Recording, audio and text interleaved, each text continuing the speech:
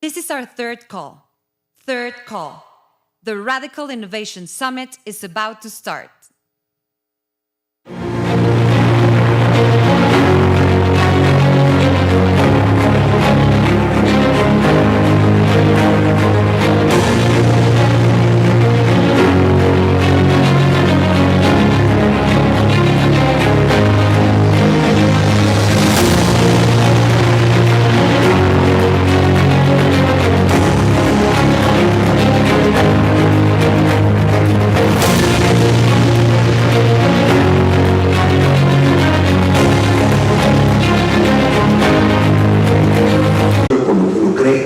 Por lo que está bien, por lo correcto, por la verdad.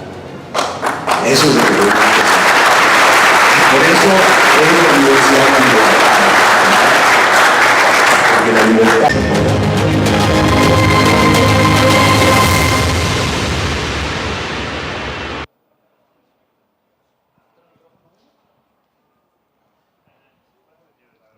Bienvenidos nuevamente a todos. Welcome everybody. Espero que hayan disfrutado el almuerzo. Estamos ahora listos para, digamos, lo que es el corazón de este evento Radical Innovation Summit, que es la sesión de Shark Tank. Vamos a escuchar una serie de propuestas. Tenemos unos jueces, un jurado verdaderamente de lujo, extraordinario. Vieron lo que sucedió el año pasado cuando Grant McCarthy ganó el primer premio, gracias al Centro Ricardo B. Salinas Pliego, la Universidad de la Libertad y Atlas Network. Hay una bolsa de $30,000 para los ganadores que van a observar en este maravilloso ejercicio, tanto de aprendizaje como de innovación. Quisiera invitar a los miembros del jurado a que se sumen con nosotros. Tenemos el gran privilegio de contar con Alberto Tanús. Él es una institución dentro del Grupo Salinas, actualmente el CEO de Cobranza, Préstamo y Comercio. Gracias, Alberto. Encantado de tenerte aquí. Thank you. Now I'm going to switch to English or Spanglish. Evelina Rodríguez, si no es que han visto el stand de Irish Startup Lab, les recomiendo muchísimo que vayan. Está aquí junto a la cafetería. Ojalá que esta sea una de muchas, Evelina, para los próximos Radical Innovation Summits. Muchas gracias por estar con nosotros.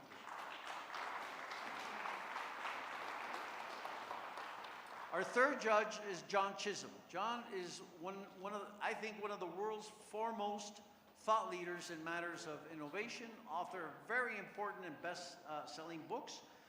He has been a friend and a colleague for a long time. And he had the opportunity here en route to the Antigua Forum in Guatemala to stop by to visit this thing he had heard about called Universidad de la Libertad.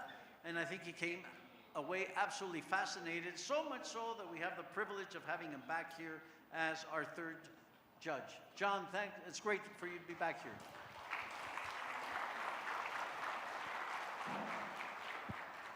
Y los que habrán asistido el año pasado recordarán a otra persona absolutamente fundamental para la organización del Radical Innovation Summit, el Chief Innovation Officer de Atlas Network, Lyle Swim. Lyle va a moderar toda esta sesión. Thank you, Lyle.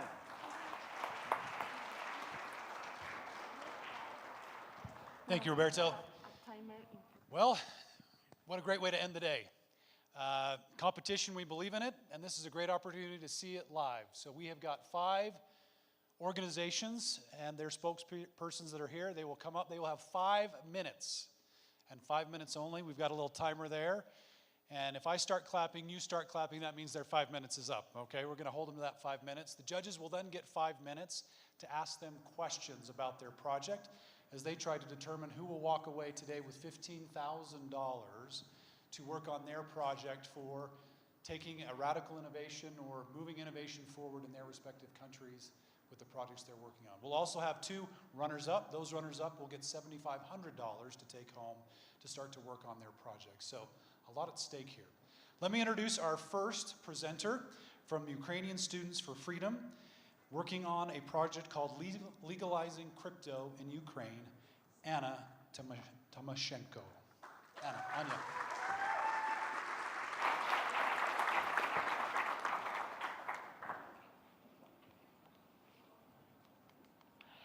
Imagine that you're a Ukrainian soldier and you're there to fight against the enemy to protect your home and protect your family. You're relying on international support and you're getting money through Bitcoin, you're buying Nightscope Vision or a drone for it, and then you're preparing for the next battle.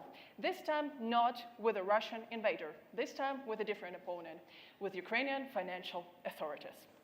In 2022, Ukrainian government recognized cryptocurrency as a digital asset. However, without any tax amendments, it was never fully legalized.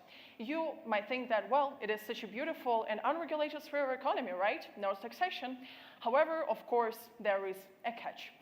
Without those tax amendments, it was never fully legal to operate any cryptocurrency in Ukraine.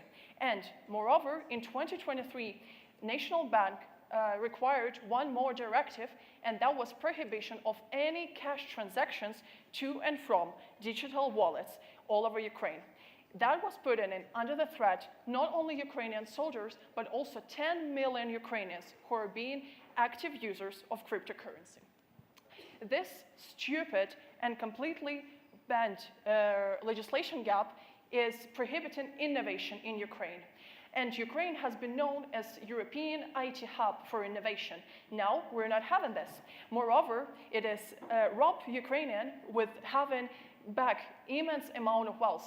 Ukrainian government recognized that over the past 6 years, we have lost $46 billion in GDP for not having realization of cryptocurrency potential. And with all of that, it's not only threatening the independence of Ukraine, and that would be threatening our lives. And that, of course, would be terrible for any country not to have this law. However, it is crucial for life of Ukrainians. With all of that, we're having our vision to solving this issue. It is radical, but yet simple. We want to create a proper, positive image of crypto as a contributor to Ukraine's freedom, and with that, to push legislation of cryptocurrencies and make it legal in Ukraine. So that's gonna require several steps. First, we want it to be recognized as a means of exchange. Second, we want to retract National Bank directive and to reimburse all those fines from people who were prohibited from having those cash transactions, so giving the amnesty to them. And the third one, we want to present the tax relief, so having zero tax on the operations, capital gains, and on the transactions with cryptocurrencies in Ukraine. Then, that's gonna get us to achieving several results. First, we're gonna legally secure millions of Ukrainian, 10 millions of Ukrainian, and 40 million potential users of cryptocurrency. With that, we're gonna secure them and getting them out of the trouble. Then, we're also gonna make crypto industry a key pillar in the long-term Ukrainians' fight for freedom, and then for rebuilding it after the war. And the third one, which is very important, we're gonna make Ukraine in a position with the premier European hub for crypto innovation and invest a lot of international money, international assets into Ukraine's economy.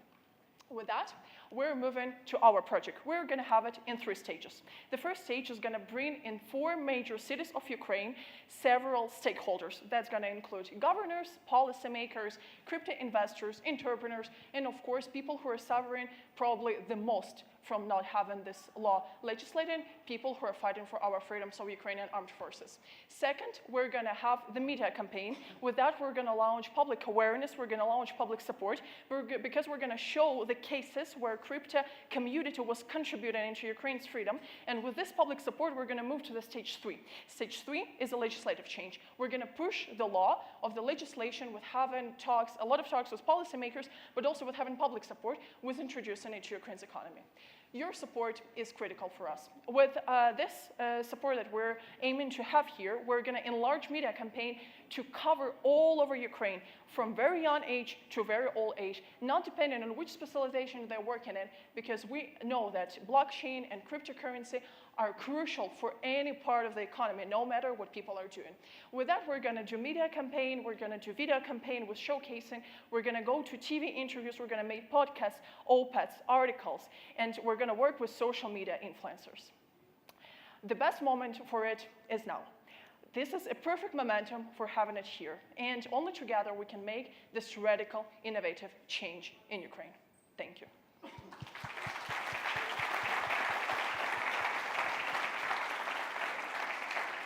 Thank you, Anya, for sharing with us your ambitious project. I'll turn it over to the Sharks now, who will have some questions, I'm sure, for you to better understand your project. Any first takers? John, looks like you've got the microphone ready to go. Anna, thank you so much. Thank you. Your passion for this comes through loud and clear.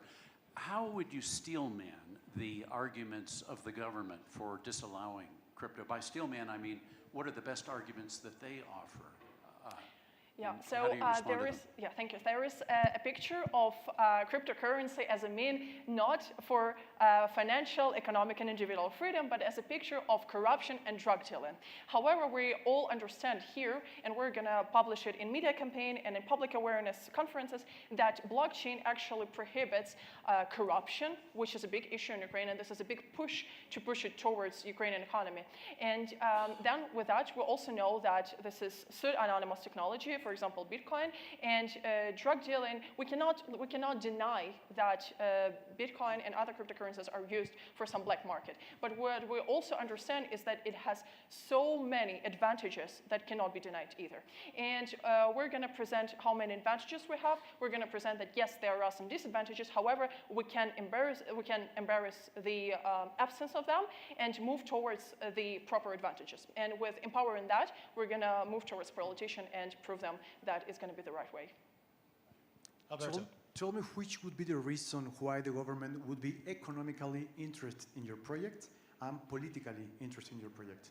So right now, Ukraine is being in the biggest budget deficit because of full-scale invasion. And the number that I mentioned, $48 billion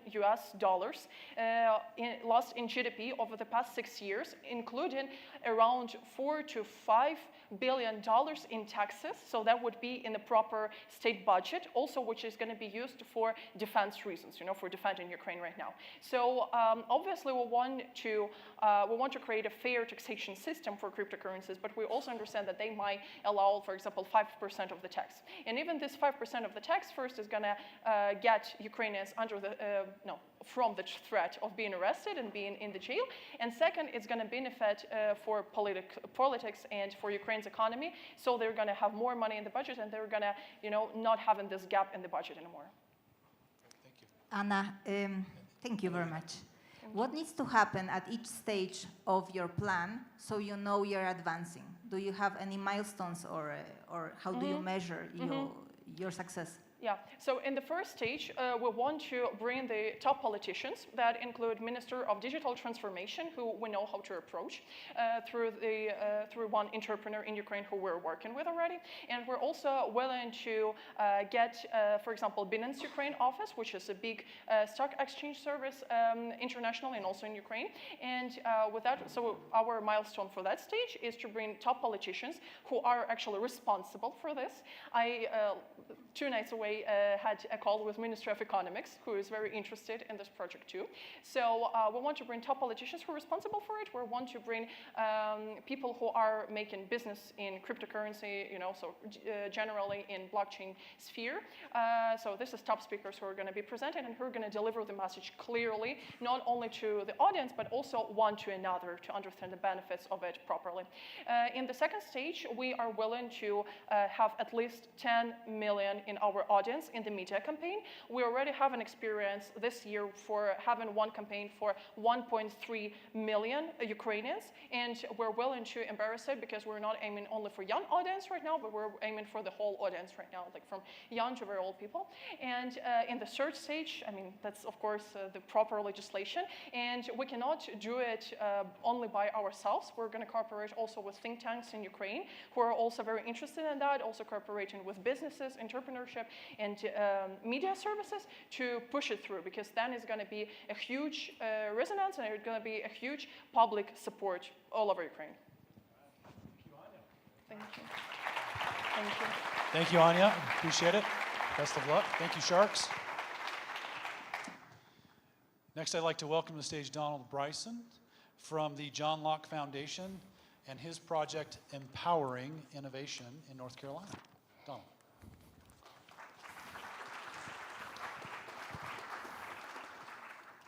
Buenos tardes. My name's Donald Bryson. I'm the CEO of the John Locke Foundation in North Carolina in the United States. First off, thanks to the Atlas Network and the university for putting together an amazing event in a beautiful forum, and so thank you all for having us here today. North Carolina has seen for the past 14 years an economic boom after smart tax reforms, after smart regulatory reform and energy reform. We are booming in population and also in terms of economically. And so much so that we have companies moving and people moving to North Carolina all the time. Major tech companies such as Apple, IBM, Lenovo, Google are all investing in major footprints in North Carolina. And this is a great economic opportunity for our state that we're incredibly excited about, because it brings all of the great possibilities that we've heard about today through these decentralized technologies, blockchain and generative AI and all different types of AI that I learned about yesterday. But we're at an interesting point in this, and we have a baser question. As greenhouse gas emissions have gone down, and North Carolina is now below 1990 levels, we've become cleaner. But the question is, as all these new technologies come in, how do we actually power them? Generative AI and blockchain require tremendous amounts of electricity, and some analysts are even saying that new AI servers coming online are going to take on are going to burn through 85 terawatts of electricity, terawatt hours of electricity per year. That's equivalent to about 1/3 for one server. That's equivalent to about 1/3 of all the electricity burned in North Carolina last year alone. We need more power on the grid. And this brings us to the opportunity in our project. We want to start a project called Empowering Innovation. And it's a twofold project that involves, like a good old-fashioned think tank, involves a report, an actual research report on what the energy needs will be for North Carolina to empower these new technologies onto the grid, building on research we've already done in that area, and talk about small modular reactors and dual cycle plants, such as when you cycle solar and natural gas together, so that we can have a cleaner technology, but at the same, or cleaner power grid, but at the same time we can provide more power to these new technologies and the booming population happening in North Carolina. The included opportunity in this is that you're doing it at the state level in the United States, where it's small enough to actually get it done. Let's be honest, Congress is a dumpster fire and they're not going to do anything. But at the same time, it is large enough as a state to model so that other states and actually other nations can figure out a way how to power this new revolution that we're seeing. The first step of this will be the new research report that will build on the research that we've already done. The second part is a public education campaign to use that research and do policy forums with state legislators to talk them through what the new needs will be and bring stakeholders in so that we can get our grid ready for the new wave of the economy in North Carolina. We believe that it's about a $30,000 project overall, and we have other investors that are willing to come in on this project. We're excited about what we can possibly do and what this can be for a blueprint, not only for the rest of the United States, but for the world overall. I'll take questions. All right, thank you, Donald. Okay, Sharks. Alberto. You're going to tell me which are the biggest threats to your idea. Oh, that's a great question. So we have a monopoly utility in North Carolina who owns about 90% of the power. They will be sort of like this on that. The biggest threat is actually going to be the governor of North Carolina. We're a purple state. We have supermajorities in the legislature of Republicans, and then we have a governor who is a Democrat and is dogmatically married to the idea of more solar and offshore wind onto the grid.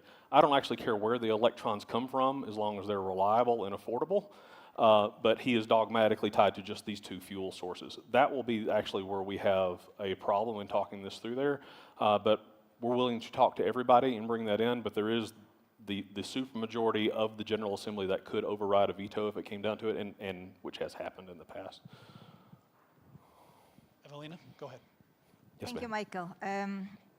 Can you tell us how much energy is needed in the next 5 years and how you plan to include industry representatives in the project? Are they your partners? They're almost certainly going to have to be our partners. They control where the electricity comes from. If these new power plants are built, they're going to own them because it's a monopoly. We think we can do that and without too much fuss. They're not going to agree with us 100%, but we can definitely move the window and move in that direction. We think this can be a win. Your first question was how much electricity is needed, and that's part of what the research report is going to try to uncover. People are trying to model this and trying to figure that out. Overall, some of the best estimates are saying that states should probably prepare for 20 to 30% increase in their power grid, but it's scaling exponentially in terms of the amount of power that's being used and what's being generated. Now, there could be a slight ramp up and then a decrease in that, but the Bank of America Institute reported last month that we should be prepared for more electricity price inflation in the United States due to more onboarding of AI. Donald, thank you. Yes, sir. Let's say you don't do anything. What's to keep the market from solving this problem itself? As part of that, couldn't North Carolina buy power from other states? So North Carolina is a net importer, absolutely. That's absolutely true. I think overall the public and the power industry and maybe even the public policy space doesn't understand the scale of the electrical demand that's coming. And I think that's where the public education part of this comes in, that there are some real opportunities with this new technology, but you don't understand, like when I say the word terawatt, how many of you understand what that means, right? There's a big word. We understand that it's a lot of power, but we don't know how much power that is.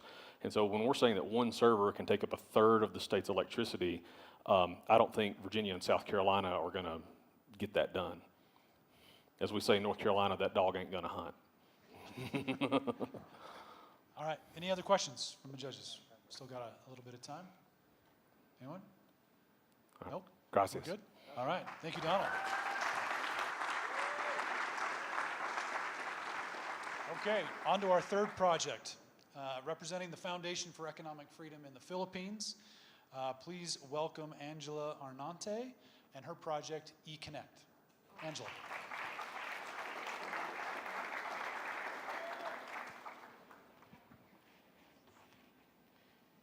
In the Philippines, the Filipino youth face three top uncertainties. You have the rising cost of living, livelihood opportunities. Is my college degree enough or my skills enough to land a job and get paid well? And also the impact of disruptive technology. So when it comes to disruptive tech, the questions among the youth would be, what is it? What will I earn? If I use this, what is it for? Will it eventually replace me? And this skepticism, this doubt, youth such as myself, I'm unable to leverage this technology for my own use, for my own personal gain. And hence, we at the FEF crafted this project called eConnect, which is an educational campaign and an online reference to teach the youth on how to make technology work for us. So here we want to offer learning opportunities, how to use AI, Bitcoin, this tech, different technologies. We also want to explain how free market policies produce opportunities. Specific free market policies could be the Constitution itself, or it could be a legislative bill. And also, we want to listen to the insights about this technology out there.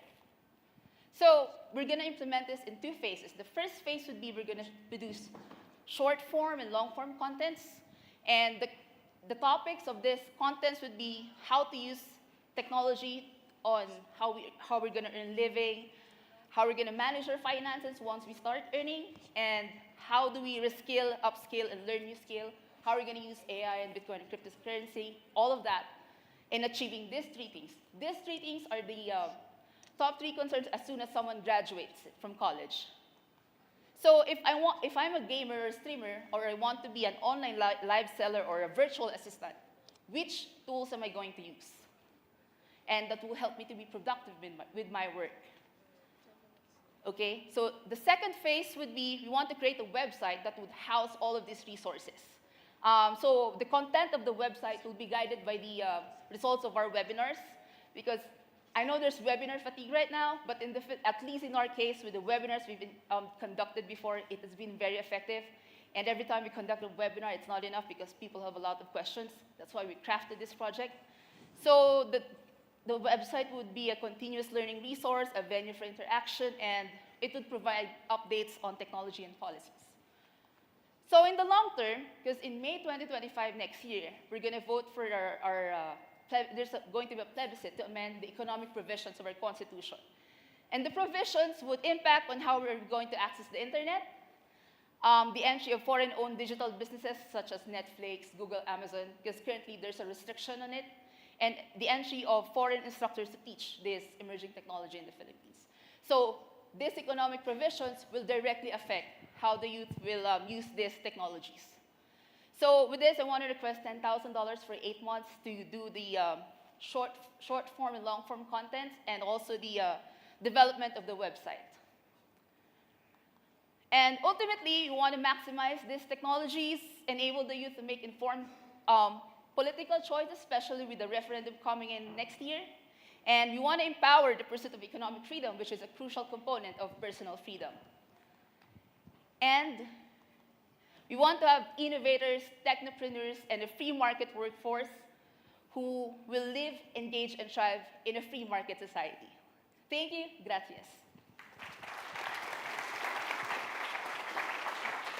Thank you, Angela. We'll turn it to the Sharks for some questions. Evelina, please. Thank you very much. Who is your final user, and how will you measure the impact you produce for them? Okay, so for this one, our audience would be those who we have fresh graduates. So for every webinar, we target to have at least 100 participants, and we can go beyond that. And we'll measure impact in terms of, in the website, how many the traffic, how many downloads, how many engagement that happened. And the other one would be, we want to ask the same participants, should the plebiscite happen, so we're going to ask, did you go to the poll? And hopefully, if we ask them, did you vote for the economic amendments, hopefully they would say yes. So that's how we're going to measure our impact for 8 months. Great. John. Mabuhay. Mabuhay. I understand that amending the Constitution is only one element of this broader program. In the U.S., amending the Constitution is very difficult and rare. Yes. Is it different in the Philippines? And how do you view the likelihood of success of that? So it's also difficult, but the process, it's a bit different. But for this one, we have to at least, well, as soon as we have the proposed amendments, we need to have a majority for that one.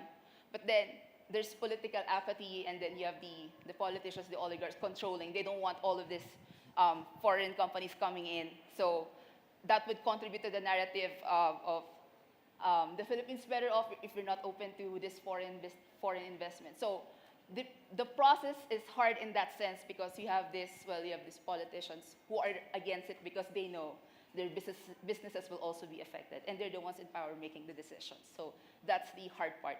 And our constitution recent constitution is 1987, so it's more than 30 years already, and it's all passé, and we really have to amend it. It's one of the longest constitution in the world, and the only constitution in Southeast Asia with numerical restrictions in the provisions. Like, if you want to invest in the Philippines, you're a foreigner, you want to invest in internet, you need to partner with a Filipino company that owns 60% of the stock, and you up to 40%.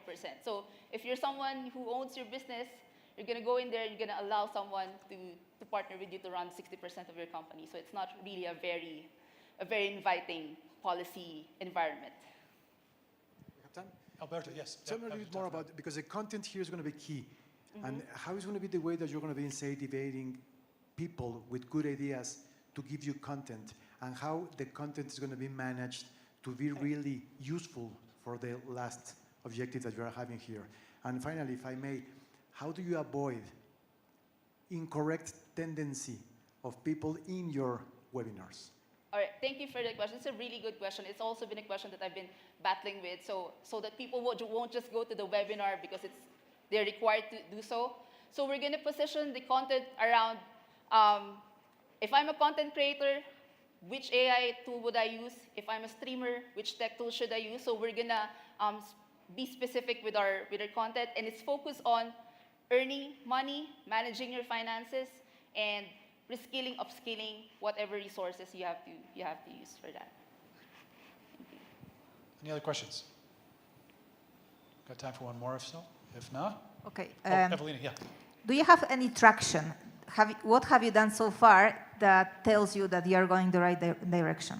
Thank you for that. So we started the webinars back in the pandemic when everyone's in their homes, and we've already conducted, a few weeks ago, we've conducted a webinar attended by 100 participants. We already have a track record, and we've already partnered with several schools in the Philippines. These schools are not the #1 schools in the Philippines. These are the schools from far-flung areas, the state universities. And these are the people who need information about this. So apart from the webinars, we want to conduct face-to-face sessions so that we could reach those people in the far-flung areas, and they're the ones who really need this kind of information. Okay. Angela, thank you very much. Thank you.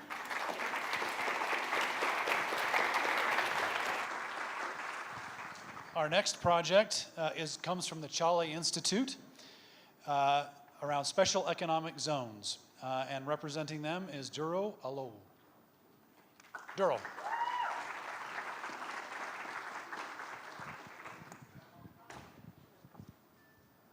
Hello everyone. Thank you for having me. Can you hear me?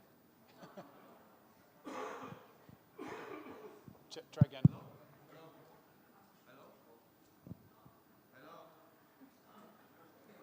You don't have a mic.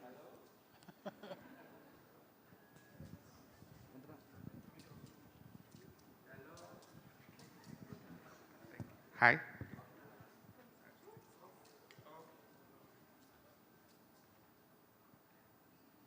Hello.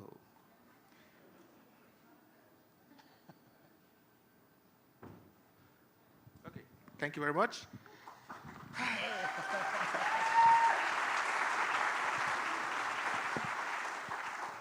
So thanks for having me here. My name is Olowu Judoluwa. I'm from Chale Institute.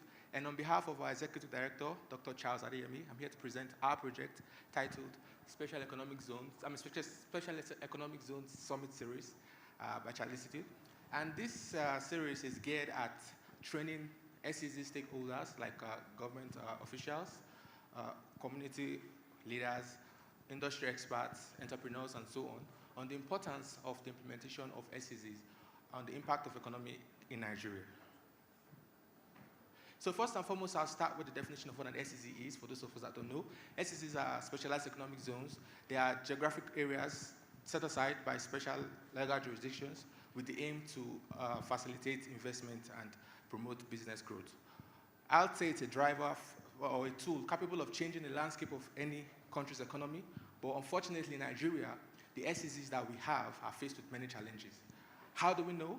Well, in 2019, the Blue Book Cities, aka Praxis City, visited Nigeria, hosted by Chale Institute, to explore economic opportunities to build a charter city. It was at this point we realized the strengths and challenges that exist for the SEZs in Nigeria, which are: one, there exists a poor understanding of what SEZs represent, and that in turn undermines their potentials. Two, the SEZs that exist in Nigeria, many of them are inoperable, and so they are missing out on economic opportunities. Three, even the ones that are functional are suboptimal, and so therefore they are not acting as vigorous vehicles for economic development that they should be. So we set out with objectives to fix these problems that exist, and one of them is promoting SEZs across Nigeria. So it's as a strategy for accelerating economic development by fostering the understanding of what SEZs stand for. Two, we hope to do some policy reforms that would change or help re-energize the zones as they exist. Three, we hope to build capacity from these zones through stakeholder workshops and seminars. All right, so our project overview is basically categorized by 3 parts. We have the pre-summit phase, we have the summit execution phase, and then the post-summit phase. The pre-summit phase is more like a diagnostics where we try to find out what happens with a zone and use that to fine-tune the data that we will be using in the summits. The summit execution is going to be, okay, sorry, I'll just go. So we have planning and engagements for the phase 1, research and data collection, and then we have the outcome.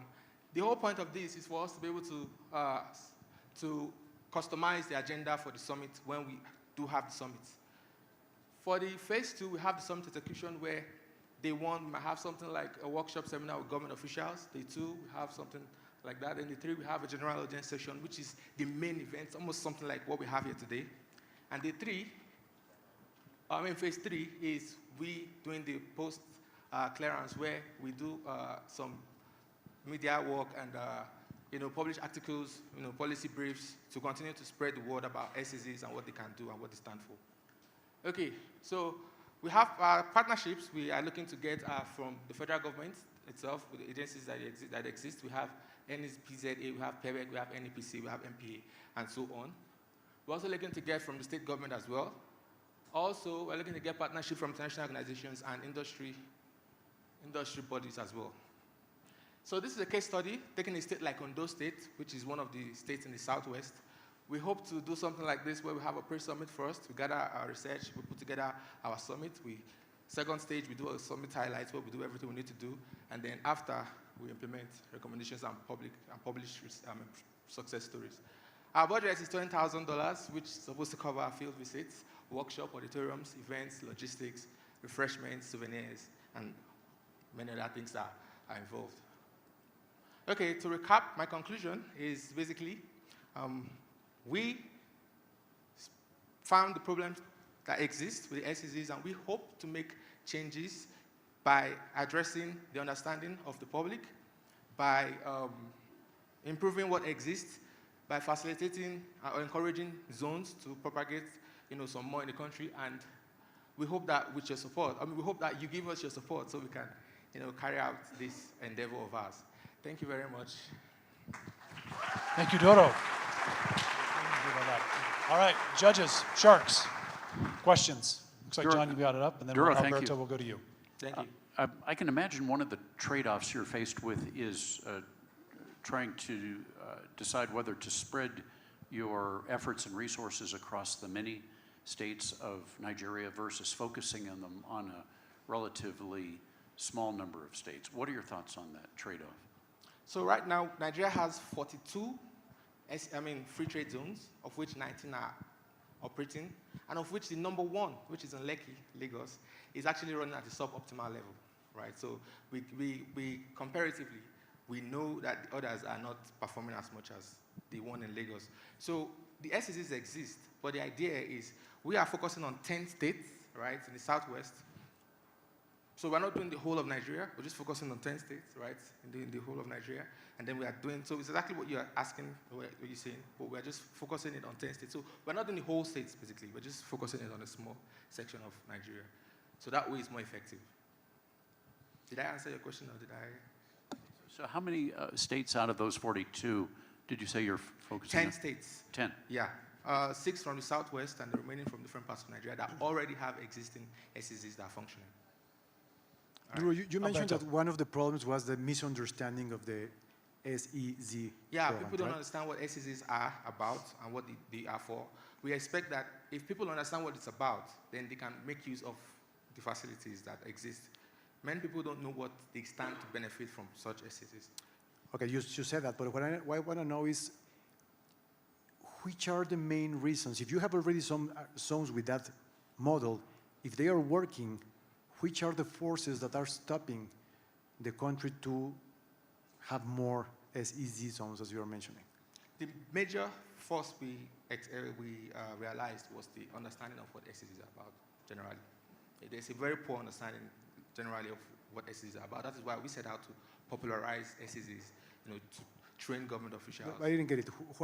What is stopping the SEZ proliferation? Why is it not happening if it's working already in your country? Yeah, mostly it's because of the inertia from the government, management as well. So management and then public understanding. Yes, it sounds like interesting concept, no? But my question is about who you are as a team and what drives you to do that project specifically, and what will happen, what is your alternative if you don't get those $20,000? Do you have any plan to execute it? Yeah, we do have plans to execute it. We hope to start, so as a team, Charlie Institute, and creating long-lasting solutions, to, sorry, I'm a little bit. Just tell me who you are, with whom you are working, and why you are doing that specific thing. Culture of liberty. We preach indigenous culture of liberty and sustainable development in Africa through research, education, and advocacy. So we have Charlie Institute Fellowship where we train op-ed writers. That's what we have right now, one of the programs that we have. So if we don't get what we're looking for, we hope to get something at least that we can use to, we will try and scale down on the number of states that we'll look at. But we hope that if we start, we know that if we start with the state and then we publish our success stories and do what we hope to do in the phase 3, that would in turn help us, come back more. For more fundings because we have positive stories. So basically, we will scale down a bit. Are there any Alberto. other countries or industries outside Nigeria that you have evaluated that might be interested in pushing for this initiative? Outside Nigeria? Yep. In pushing for the initiative in Nigeria, but outside Nigeria? No. Somebody that is going to be interested in your project outside Nigeria that might be helping you out. We have Atlas Network. That's an organization that is very interested in pushing that stuff, and so partnering with us for things like this. So yeah. Okay. John? You mentioned that there are a number of SEZs in Nigeria currently that are non-functional, or there recently have been. What are your thoughts about trying to fix the ones that are currently there versus starting new ones? So we're not starting new ones. We don't hope to start new ones right now. We don't even have the capacity to start new ones. It's a whole lot of investment required to start a new zone. We hope to fix the ones that exist by following the objectives that we have outlined. So we're not starting any new zones. We're just encouraging the existing ones, encouraging the government to start new ones, so we won't be starting, and then we're also trying to revitalize the ones that exist by carrying out some policy reforms and workshops. Great, thank you. All right, Doro, appreciate it, thank you very much. Our final project from Egypt and the Cairo Liberal Club is Imad Najib and his project, Empowering Egypt Through Decentralized Innovation. Imad? Next. Yeah. Good evening, ladies and gentlemen. Now we are talking about Egypt, the first central country in the world, and the irony is we are talking about decentralization. So,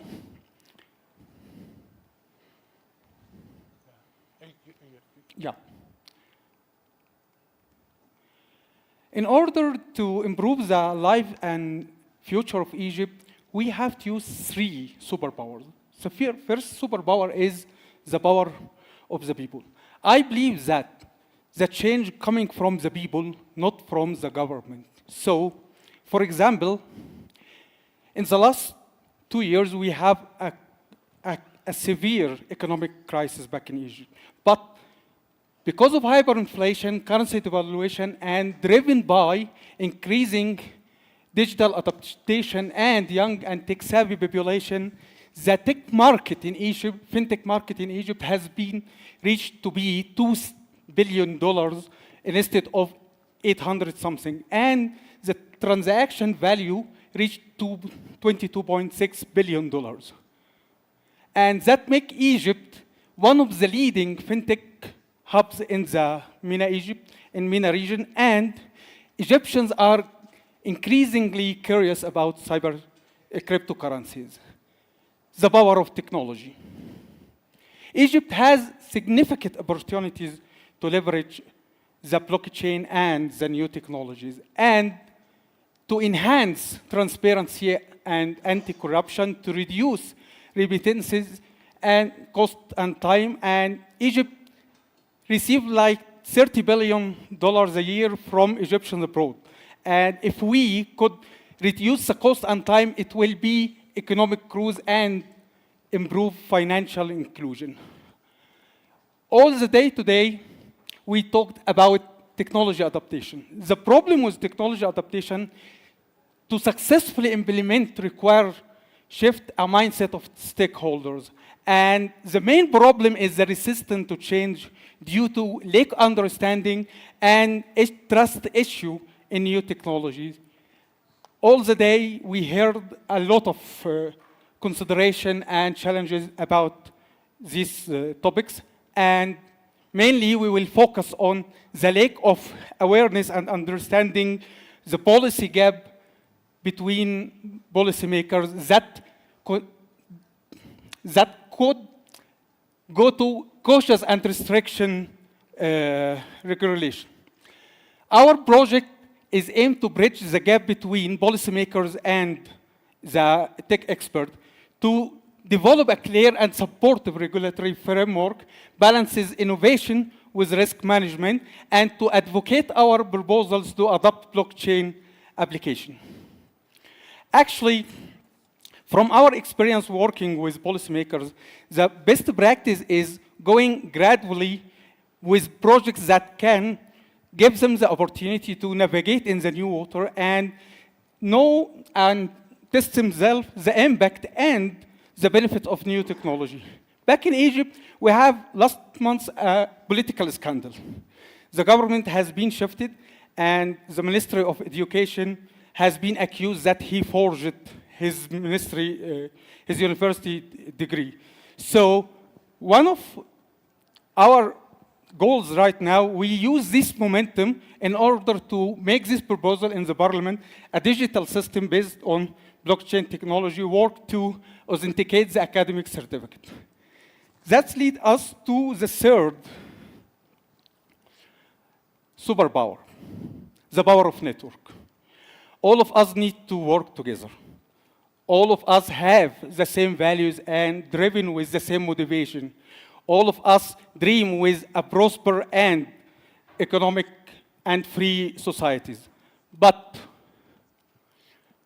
back home, we founded Liberty in Motion movement, a coalition of parliamentarians support our reform. And during the last 3 years, we successfully passed more than 20 legislative reforms. And that gave us today the opportunity to scale our project in the MENA region. Not only Egypt, but also the countries in MENA region. Because what fits for Egypt fits for all the region. We are working a series of workshops, roundtable, gather stakeholders from MENA region to address challenges and exchange knowledge and ideas. With your support, we can initiate this project. Thank you very much. Yeah. All right, questions for Ahmad? Yeah. Alberto. I like the idea, of course, and we were looking at the previous panels, how one of the biggest enemies of innovation is lack of knowledge, of course, and worse, misunderstanding yeah. of situations, right? But how do you think these policymakers are going to be engaged in really understanding and knowing something that they have no idea of that? And they are so busy in some other things that they might be not, they have, maybe they're not going to be interested in understanding.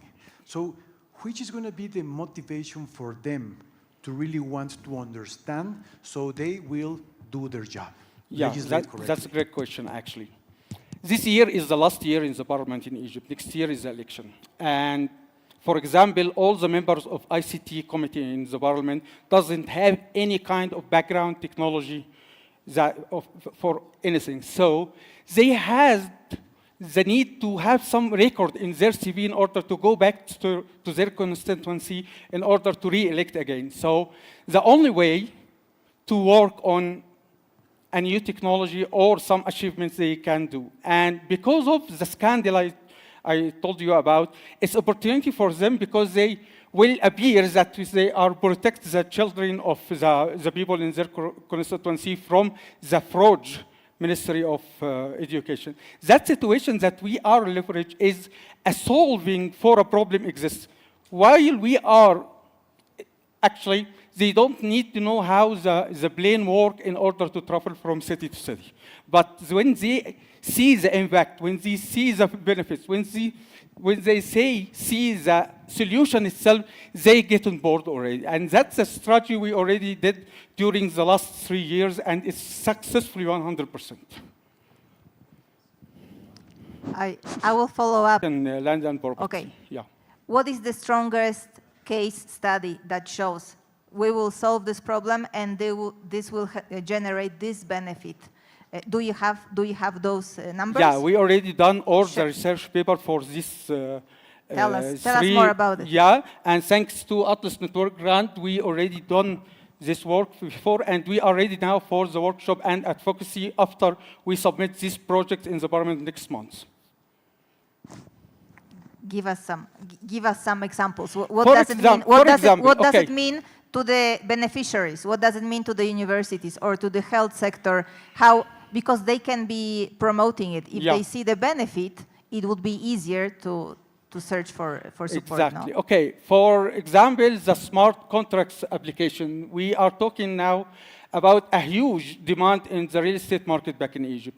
But the problem is no one buy or sell, register the property in the offices because they are avoiding property taxes. And that made a lot of fraud and a lot of, stealing from the people in order to avoid paying taxes. They lose everything. So if we enhance a digital transformation for the office of registry land and property, it will be easier for them and less cost, less time needed to them to register, and that will be beneficial for them to protect their property from a side and to exchange it in the future, because most of them are already buying to save his wealth out of the devaluation of our currency itself.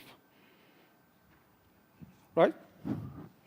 Imad, I really appreciate your showing the traction you've already achieved.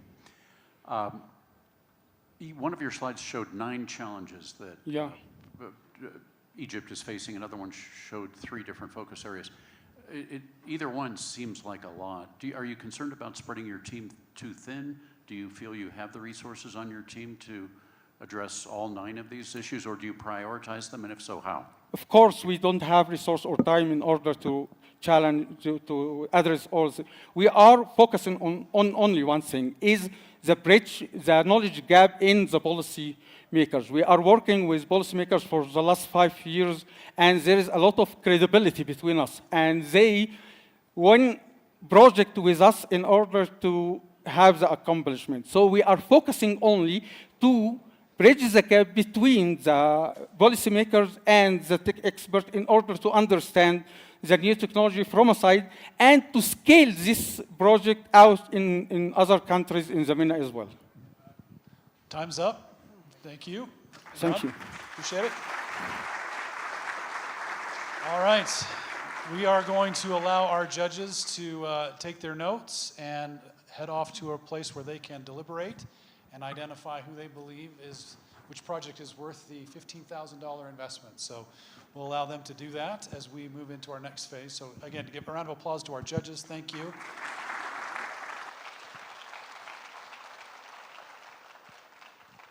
And so while they deliberate, we're going to have a little halftime entertainment, so to speak. I'm pleased to make the introduction of a good friend of mine, Jonathan Johnson. I first met Jonathan at my sister's wedding. We actually sat at the same table. I got to meet him and his wife.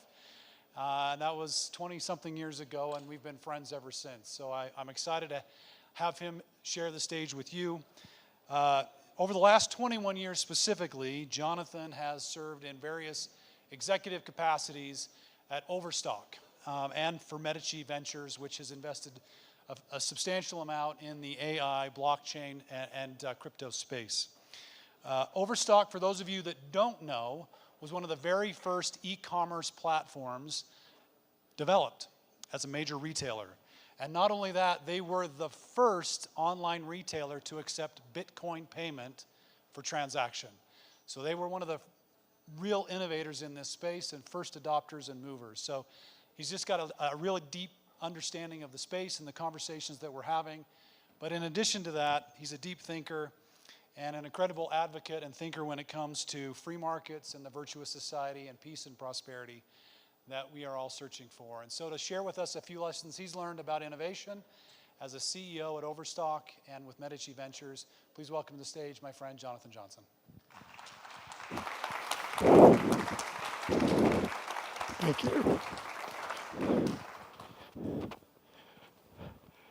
What a summit this has been. There are clearly people thinking about radical innovations in fantastic ways. And radical innovation eventually becomes de rigueur. People start using it in their everyday lives. Back in 1999, when Overstock first launched an e-commerce website, lots of our customers were more comfortable calling on the phone and asking if they could send a check to pay for their product, or giving their credit card to a customer service agent than to put it online. Things change. What once seemed radical becomes the norm.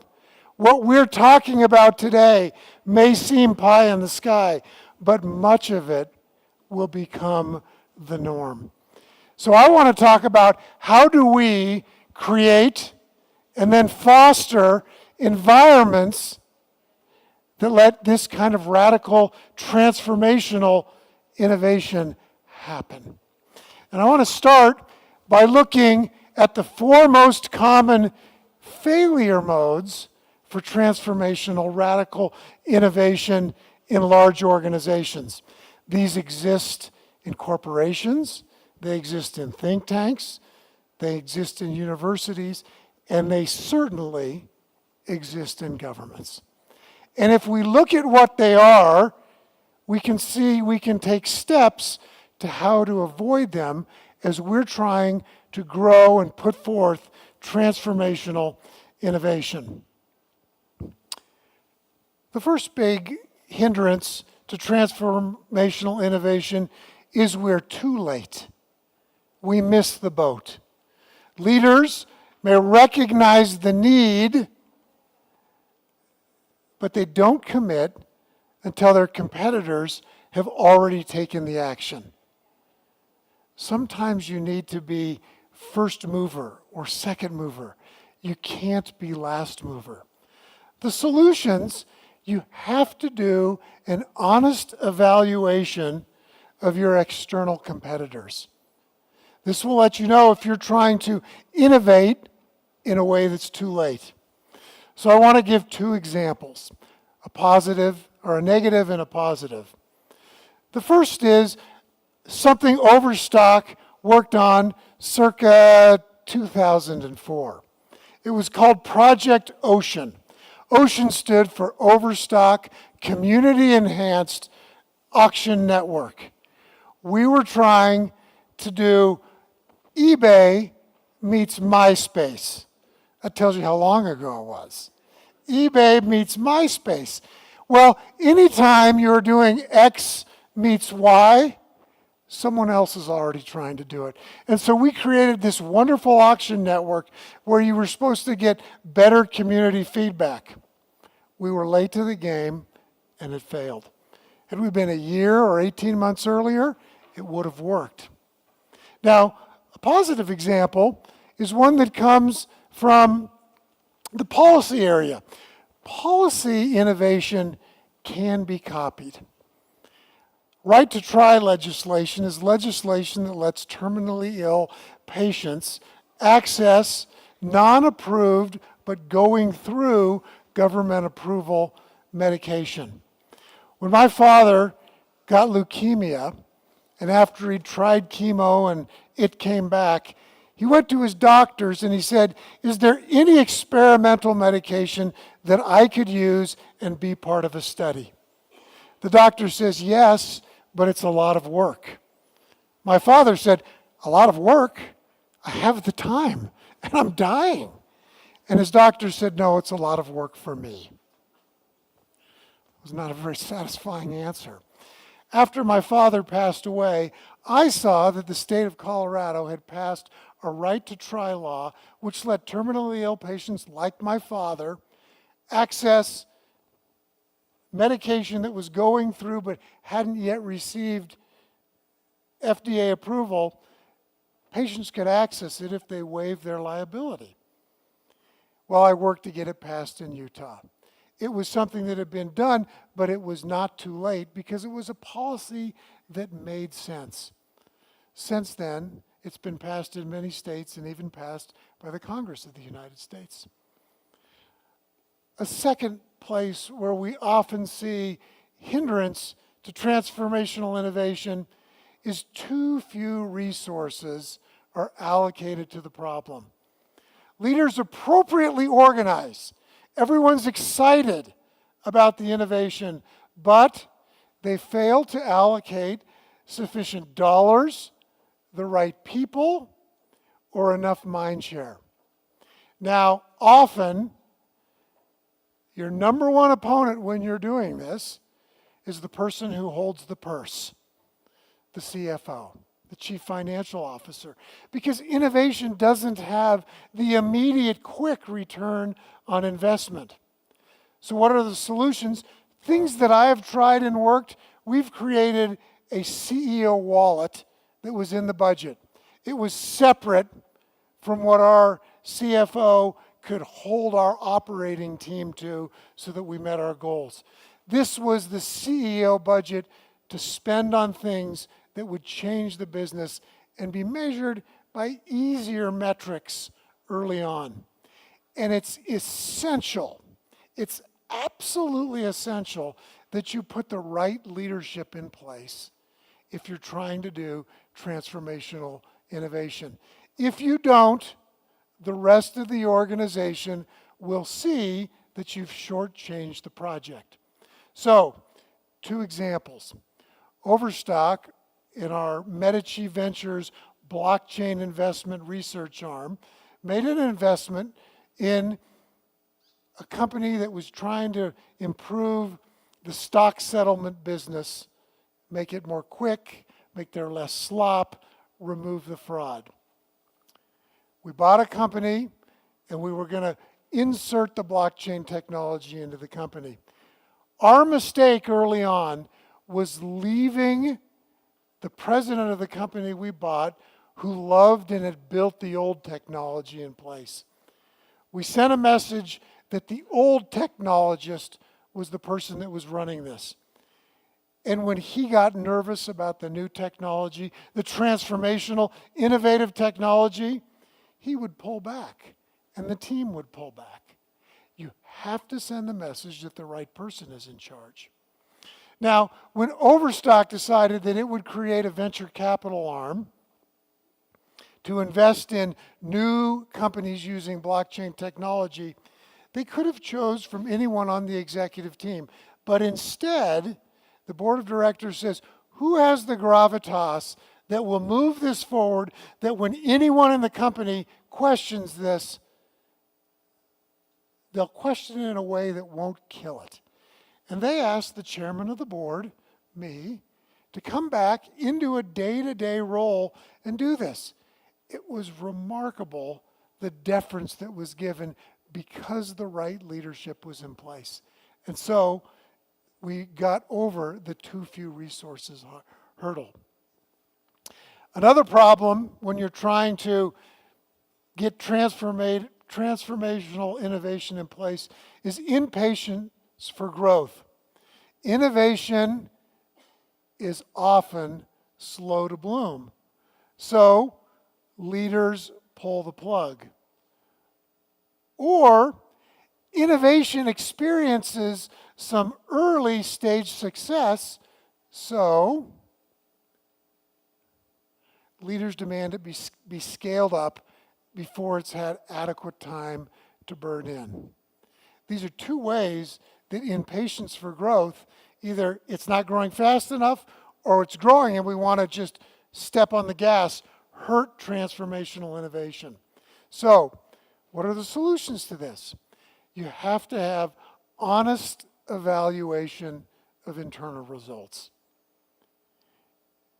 And you have to set timelines that are reasonable. Just because something doesn't happen immediately doesn't mean it's doomed to fail. technology lab within your trying new things, and they can grow without the heat of the CFO or someone else saying, why isn't this producing? So, 2 examples on impatience for growth. Circa 2005, Overstock saw that in Japan, e-commerce was being conducted on mobile phones. Now, circa 2005, a mobile phone was a flip phone. Harder to conduct e-commerce on a flip phone, but it was happening in Japan. So internally, we created a mobile app, M-Rocket, mobile, and was going to rocket our business forward. And we tried to push it out to people on flip phones. You know what happened? Absolutely nothing. And we tried it for a year, 18 months, and we pulled the plug. And then what happened in 2007? The iPhone. We didn't wait long enough. We pulled the plug too quickly. We were impatient for growth, and our entry into an iPhone mobile app was years later and was not as good. Now, on the other hand, I want to give a nod to Luis Macias, and one of the investments that Medici Ventures made was a grain chain. That has been complicated innovation. There are so many pieces that have to fit together for what he has built to work. So many times I would ask, when? Are we focused enough? It seems like you're working on so many pieces. And so many times he would say, all the pieces are necessary. Thankfully, we were patient, and a great system has evolved that's helping farmers and lenders throughout Latin and Central and South America improve their businesses. It's great to be patient. The 4th big impairment is competition from the core. Think about the organization that you're in and what so many people in that organization do to put a wet blanket over innovation. Afraid to divert resources from the current business. We need this money to keep our profits in line. We can't spend more on something we don't know will pay off. Or, look, it's starting to work. Let's just cram it back into the business. Let's take this back. Once something's put in prematurely, those that are being innovated away, those that suffer in the innovator's dilemma, often kill innovation before it's ready. So, what are the solutions? You can't fall captive to your current processes, rules, norms, and metrics. Those work for your business today. They may not work for your business that you're innovating to. You have to change the mindset. And if you want innovation to happen in your organization, you have to cut through the bramble bush of bureaucracy. Create a sandbox. Create something else where it doesn't work, where it doesn't get stopped by competition. And I'm going to give 2 examples, and these are really one example where it didn't work and then it worked. There was one point, maybe circa 2008, where every project we worked on as an e-commerce company felt like it had to go through development. We wanted a new feature on the website. We wanted the wallet to improve. We wanted something better, and it always involved developers. And we'd go and make the business case to the IT team, and inevitably they would say, no, too hard. Or, no, we're not going to buy that. We can build it, but it's going to take 36 months. Always the answer was no. And so we had this huge bottleneck in development. So what did we do? We created a competing development organization within our organization.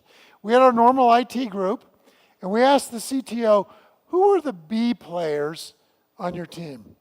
Who's the junior varsity among your developers?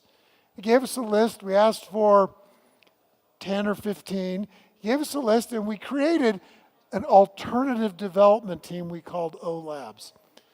And they knew that they had been looked down on as the junior varsity or the B team. Now, when I was in high school and I was on the junior varsity team, the best days in practice were the days we beat the varsity. That's what this OLAB team did. And when business owners would go to the normal development team and say, we need this done, and they would say no, they would walk down the hall to OLABs and say, can you do this? And they always said yes. And pretty soon the line in front of normal development got shorter and shorter, and the line in front of OLABs got longer and longer, and we once again became an innovative company because the normal development team said, we better start playing like the JV team because they are kicking our tail every day. Let me talk about two processes of innovation real quickly. The first I would call standard innovation. That may sound like an oxymoron, but that's the kind of innovation where we look present forward. Something new comes along, blockchain or AI or whatever it is, and we say, how can we apply that to what we have today and bring it forward? Present and move it forward with new innovation. That's a pretty common way of innovation, but it has its problems. The truly kind of transformative, radical innovation is what I refer to as future back innovation.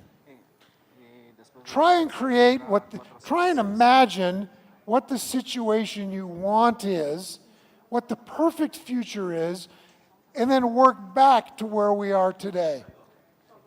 What technology exists that gets us there? What technology do we need to create to get us there? And go for the perfect from where we are. So let me give two examples. An example of present forward innovation, when the combustion engine first came along and we applied it to cars, most new cars looked like the horse and buggy. Innovators took what they knew, added an engine to it, and that was innovation. Even more incredible, the first trains looked like a series of horse and buggies. Now that may have got people from city to city or state to state more quickly, but if you were unlucky enough to be sitting on the top of that horse and buggy train, you got a lot of soot in your face. It didn't mean that cars and trains didn't innovate to a better place, but it was slow because it was present forward. Let me give an example of future back. Now, not all of you may agree with the premise of what the future of voting should look like, but let me say, here's what I think and what another company thought the desired view, the desired voting solution should be. For people voting, it should be easy to vote for those allowed to vote. Make it easy. I don't want to stand in line for hours and hours. Make it so I can do it easily. But it should be impossible for those not allowed to vote. Get rid of the fraud. All ballots should be secret. That's part of what democracy is. It should be quick to tabulate. We shouldn't have hanging chads and go to bed thinking one thing and wake up thinking another. It should tabulate quickly. And it should be auditable by government overseers so we know that votes were counted as cast. And each voter, it should be auditable by that voter that he or she knows that his or her vote was counted as cast. I've never known that my vote was actually counted as cast. I've gotten an email saying my vote was counted, but I don't know how. So, historically, voting has been a hardware problem. Whether the hardware was a wooden ballot box, a Scantron system, or an electronic voting machine, well, the hardware for voting today exists right here. And with blockchain technology, it has become a software problem and a solution that exists. Votes, VOATZ, is a company that's taken this on. Its voting system meets all of those desired solutions. So, in summary, the most common failure modes for transformational innovations are we're either too late, we give too few resources to the innovation, we're impatient for growth, or we allow competition from the core to kill it. And when you think about your innovative processes, think if you're thinking about present forward innovation, where it's slow and incremental, or future back innovation, where you're seeing someplace way in the future and figuring out how to get there quickly. So you will take a picture with the winner before I go, and then when you leave. All right, thank you, Jonathan. Well, we've got some winners. So let me invite up to announce our first runner-up, of the first of the two, Evelina. Come on up. So runner-up number one.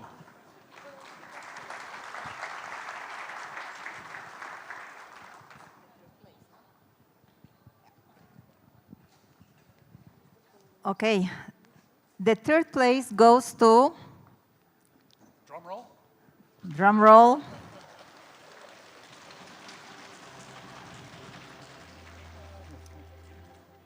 Michael Harden and Donald Bryson.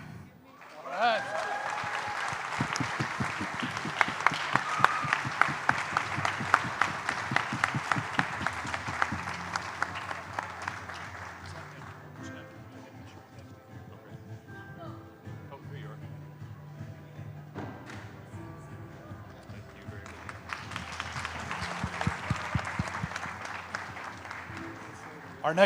Announcing our next runner-up, John Chisholm.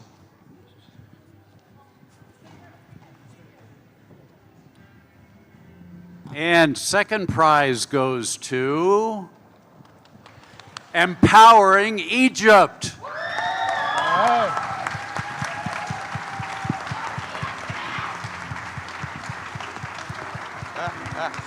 Congratulations.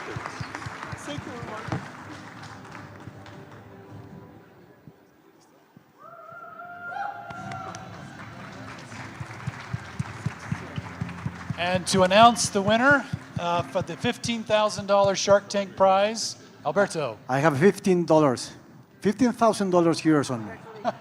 And I have to announce that this decision was the same for the three of the sharks. So we, the three of us, agreed on that she was number one. And it goes for Anna Timoshenko from Ukraine. Congratulations, Anna.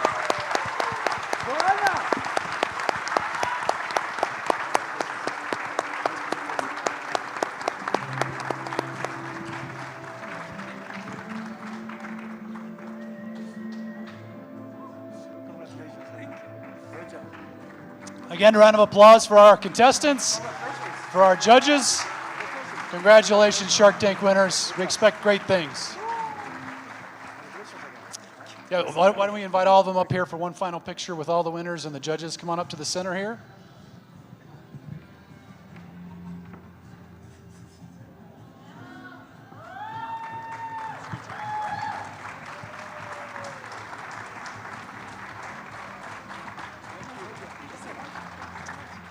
Thank you again.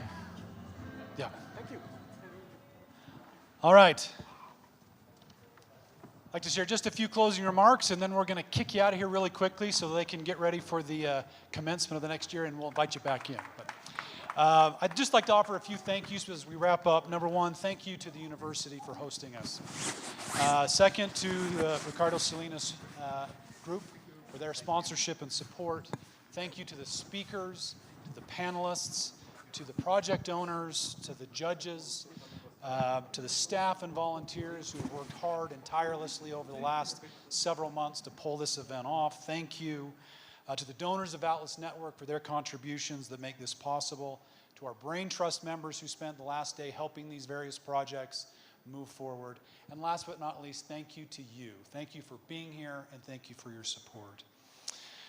As a final note, this summit represents a series of important conversations about the culture and policy environment and how we can make them better and more conducive to innovation. Innovation that we believe can help improve lives. In fact, it's Deidre McCluskey who often says, instead of capitalism, we should call it innovism. That is the real driver. And so that's the conversation we're trying to have here. So as we leave today, I'm going to make a couple invitations to you as participants, judges, project owners, and audience members. Please don't let this be the last place that we have these conversations. So invitation number one, come back next year and bring a friend. And invitation number two, share what you learned here. Talk to your friends about this. Be evangelists for these kinds of ideas with your friends, where you work, your families, around the dinner table. The more of us that are talking about this, the more likely we are to create the kind of movement that will sustain a culture and policy environment that will allow innovation to thrive now and in the future. Thank you. And Roberto, I'll turn it back over to you to announce the next part of our program. Thank you, Lyle. Un aplauso para Lyle Swain, por favor.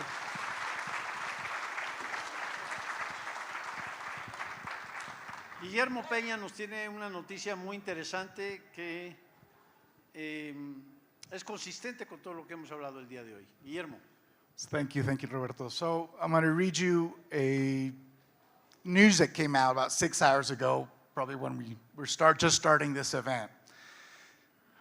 Alexandre de Moraes, from the Supreme Court in Brazil, blocks financial accounts of Starlink in Brazil. All Starlink managers in Brazil have been notified, summoned to address the amounts owed to Brazilian courts by X. So companies, governments will continue to be attacking technology, will continue to be attacking, and I think that is part of our work, and it's part of what we've been talking here, what we need to do. But also, what does a company do when something like this happens? They sent a letter to their clients, about 1 million clients in Brazil, and said, earlier this week, we received an order from Supreme Court Justice that freezes Starlink's finances and prevents Starlink from conducting financial transactions in Brazil.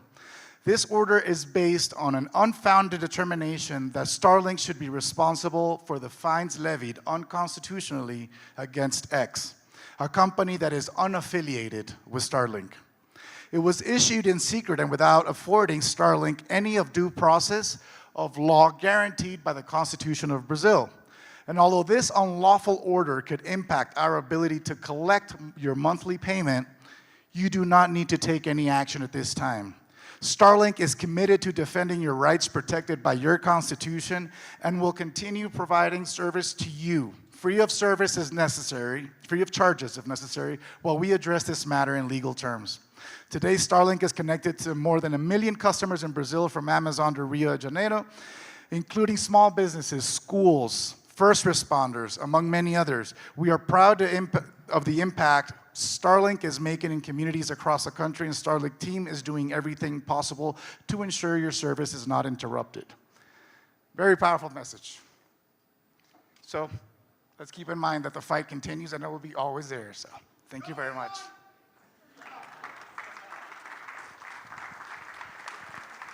Bueno, igual hay una oportunidad para Total Play, seguramente, acá. Y lo que es importante de este mensaje es que la innovación, como decía Lyle, innovism es importantísimo, pero la otra cara de la moneda es libertad. Y por eso el gran orgullo de celebrar este Radical Innovation Summit en esta casa, la Universidad de la Libertad. También yo quisiera extender un agradecimiento muy, muy especial a todos los estudiantes que nos ayudaron en los últimos 2 días para hacer esto posible, y particularmente al equipo de Irma Sanguines, que estuvieron aquí hasta las 11, 12, 1 de la mañana para que esto saliera como salió el día de hoy. Así que Irma y a su equipo, a los estudiantes, producción y comunicaciones también. A todos, de veras, son todos los héroes detrás de lo que hace posible este tipo de reuniones. Muchísimas gracias. Por favor, gracias. Un aplauso para todos nuestros equipos.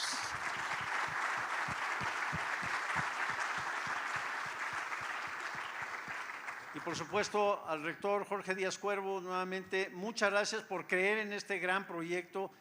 Este fue un gran Radical Innovation Summit y el del año entrante, ya los invitó Lyle, nos vemos aquí el año entrante, estamos seguros que también va a ser todavía un valor agregado adicional a este tipo de conversaciones.